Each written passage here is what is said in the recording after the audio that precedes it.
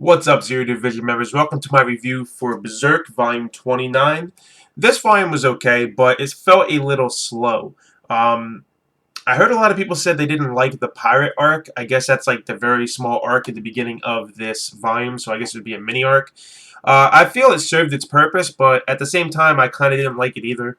It was basically a setup for Isidro to meet Mule and Sonya to meet Shirke, and basically then become friends and whatnot. You know, Mule and Isidro are now rivals, and Shirke and Sonya are friends. And, you know, Guts kind of stood in the corner and let them do their own thing. Uh, I thought it was, it was a necessary evil. It needed to happen to move the plot along, to connect Shirke and Isidro to the Bane of the Hawk now. How Guts and Casca are connected to it because of, Griffith and them being part of it at one time. The only two people that are not connected to it now are Farnese and Serpico. So I thought it did a good job of establishing that connection between two more members of Guts' group and the Bane of the Hawk. Two members of the Bane of the Hawk. Then we move on to, Sonya and Mule going back to the Bane of the Hawk. We see Princess Charlotte there. We see her basically trying to get in the Griffith's good graces and cooking him sweets, and Sonya trying to interrupt it the entire time. And I thought that was interesting because it goes back to Sonya and Shirke's conversation about, the kite basically finally finding a place to belong, but then somebody else comes, the duckling princess, and takes her spot, basically takes the person that she admires away from her. And Sonya basically is trying to interrupt Charlotte and Griffith's time, even though they barely have very little of it. And Mule doesn't like that. Mule tells her, listen, you need to understand she's been lonely, probably full of anxiety. She's been with the enemy for this long without her lover. She's finally back with her lover, and you're being insensitive. You're interrupting their time. But then we get to see a conversation between the hunter of the Band of the Hawk and Sonya. And we find out Sonya is not, basically says Princess Charlotte's not the only one who's been on her own and been lonely. Sonya's been lonely herself as well, and she needed a place to belong. So basically, Sonya and Princess Charlotte are sort of the same in a sense, and they're kind of vying for Griffith's affection, even though Princess Charlotte doesn't know that. Sonya's basically in her own mind trying to keep Charlotte away from Griffith because she's fighting for her own place to belong. And I enjoyed the conversation between the hunter, I forget his name to be honest with you, I think he's like the Twilight Hunter or something like that, and Sonya, because he says, he's always alone, he's always hunting alone. Not all hunters do this, but I hunt my prey over and over, and then I turn into a beast, because he is an apostle. And she says herself that she's always been alone as well. So maybe her and this hunter guy will form some kind of bond, I don't know. But I love that she said that night she had a dream that the kite and the owl were playing together. And that's basically her and Shirke, signifying that her and Shirke are friends now. She found somebody like herself, that they're both looking for a place to belong, because Shirke no longer has, Flora, so now she needs a place to belong, which is with Guts' group. And I like that she also denied and shot down Sonya's request for her to come join the Band of the Hawk. Imagine if she did join the Band of the Hawk. She would be joining the very people who killed her teacher and her mother figure. I thought that'd be pretty ironic if she actually did join her, but she said, no, I have a place to belong, and that's with Guts and the rest of them. Which brings us to the next part of the volume, which is them going to looking for a ship, and Farnese basically sacrifices her own freedom to get a ship for her group, but at the same time kind of asks herself, was I doing it out of to be selfish, basically saying she felt like she couldn't give anything to the group, so she basically went back to where she truly belongs. But in my opinion, she belongs with Guts' group. She found a place to belong. She doesn't want to be, this high and mighty noble woman. She wants to belong with them. But in exchange for getting a ship, she now has to marry this guy Roderick, who apparently is part of the Ith family or something like that, and he's a Navy general or whatever in the Ith Navy. And him and his friend Malefico, I believe his name is, which is Malefico or whatever.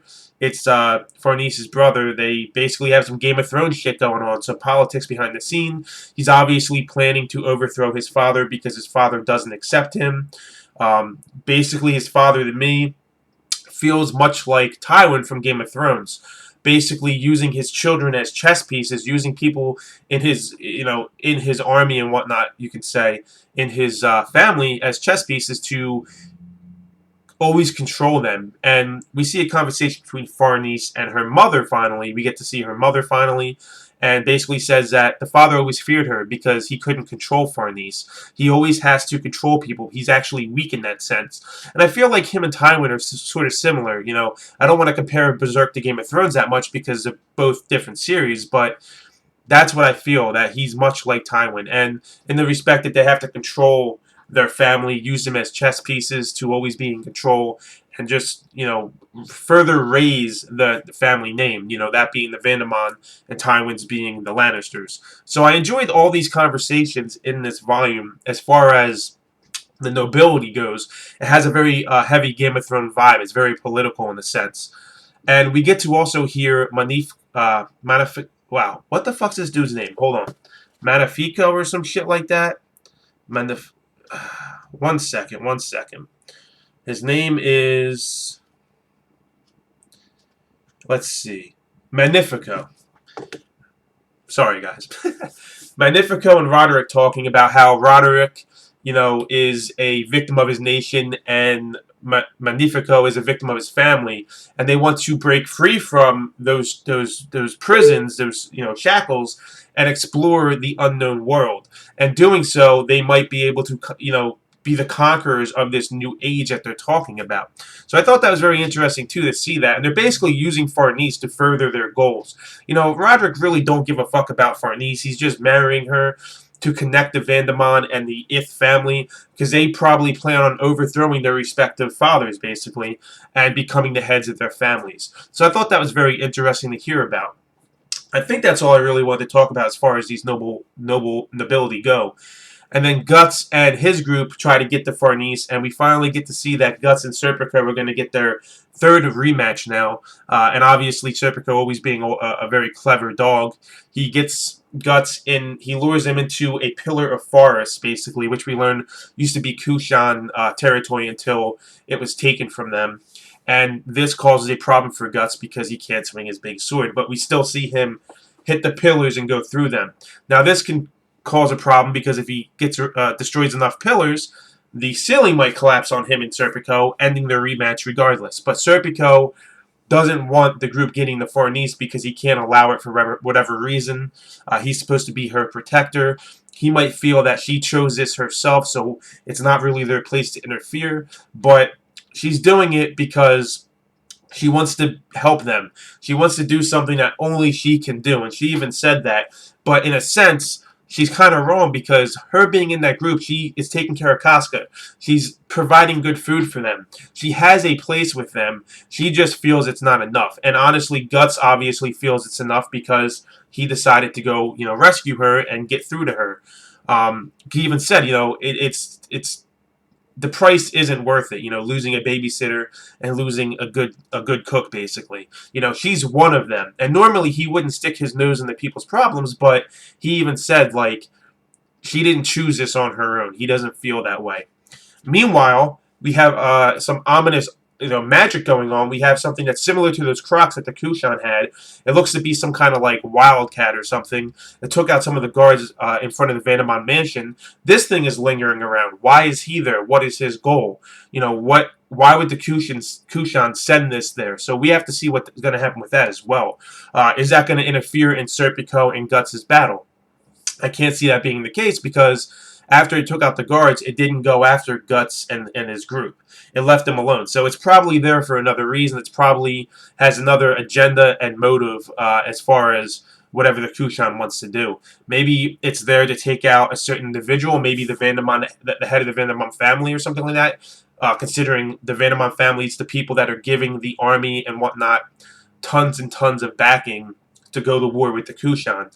Now, that brings me to another point, which was the Midlanders, the noblemen of Midland, arguing among each other.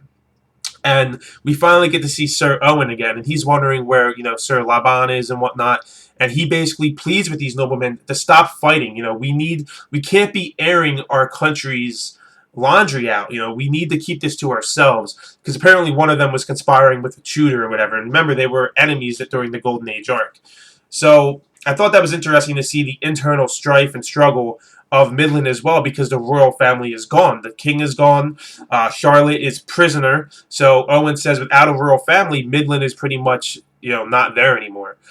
So that's why I guess Laban, I believe his name was, went to Windham to find Charlotte to get her back, because with the royal family means Midland still exists. Meanwhile, the other armies that are going to war alongside Midland against the Kushan are only there for their own motives, to basically gain land once the Kushan's defeated, because if Midland no longer exists, they can pretty much take land from Midland. So there's a lot of politics going on here. There's a lot of deception and whatnot, and everybody is out for themselves. Every nation is out for themselves. They're not there to help each other. They're there to help themselves. So I thought that was very interesting to read as well. But also, Shirke basically, you know, while she was in the city, she says about thinking to herself, you know, this world's disgusting, this world's vile, but I feel like I'm having fun, mistress. So I like Shirke, like, once again, is accepting the fact that she belongs with Guts' group. She's accepting the fact that it's a good idea that she left her home to experience the world. And that, in a sense, gives Shirke some character development. So I like that. Also, Isidro and her seem to be getting along a little bit more, because Isidro came to her rescue during the mini pirate arc, and she seems to sort of, at one point when she comes in with the regular clothes on, she looks at Isidro kind of like wondering what Isidro's going to say, because she sort of feels a slightly stronger bond with him now. At least maybe that's, I'm wrong about that, but that's kind of what I gathered from that. And he's like a moron, says something stupid, and you know, he doesn't have a clue. But obviously, I feel like Shirke and him should end up together. They're the same age. Mule and Sonya might end up together because they're sort of the same age. And like I said, I enjoy that whole aspect. Going back to what I said in the beginning of the video, I enjoy that Isidro and Mule are pretty much rivals, and Sonya and Shirke are friends. And it'd be interesting to see what's going to happen when they meet again, because Sonya does say, we're going to meet them again. Well, I have a feeling it's going to be as enemies, because when the Band of the Hawk and Guts' group meet, they're going to see that they're on opposite sides of the playing field, that they're enemies, basically. So I very much look forward to seeing what's going to go down with that. But that's all I really have to talk about. Not a really long video. I think I touched base on everything. I don't want to make these 25, 30 minutes long, because really, then I'll just be rambling. You know what I'm saying? I want to touch every single point that I want to talk about and be quick and efficient with it, and I think I did so. What are your thoughts on this volume? Did you enjoy this volume? Did you not enjoy this volume? What are your thoughts on that mini pirate arc? What are your thoughts on the Vandermont family, and my thoughts on, you know, comparing it to Game of Thrones, you know, the Lannisters and the Vandermont? They're very similar. They're very high, noble families, so it makes sense that they would have individuals that are comparable between the two families and the two pieces of work. Like the video if you feel I deserve it. Subscribe if you haven't done so yet. I would greatly appreciate it. But that's all I have for you guys. Thank you for watching, and I'll catch you in the next video.